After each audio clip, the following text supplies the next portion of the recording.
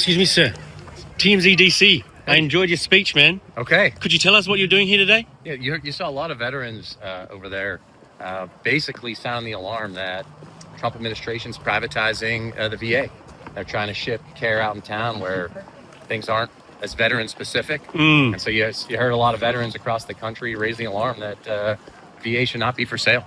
Absolutely. Do you think like something like this can make a difference and like change his mind? I hope so, because look, veterans healthcare shouldn't be some partisan thing. You ask people any part of the country, should the VA be there for veterans? They're going to tell you, yeah. Right. So I think, veterans, we can be a pretty powerful force. Yeah.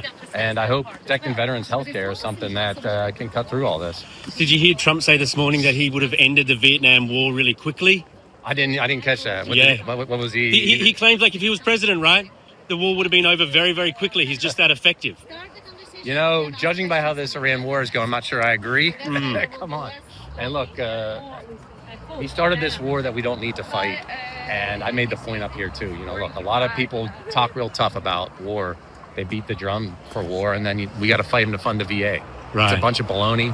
And I think veterans are smart. We see it for what it is. And again, I think you got people on the left and right who are veterans who are pissed off about seeing another Middle Eastern war that I don't think we have to fight.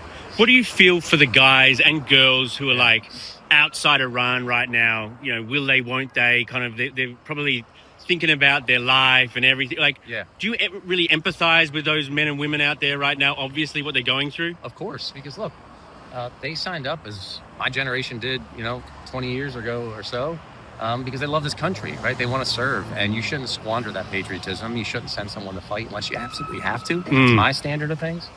And look, they're in harm's way. Americans have already been killed and wounded in this. So it's not some hypothetical thing that folks have risked their lives and given their lives in this war. Do you understand why for some people it's hard to be patriotic right now, or harder than it was? Well, look, I would say if you want this country to be better, that comes from a place of love. If you want your country to change, as I do, and again, be better, that's because you care about it. Right.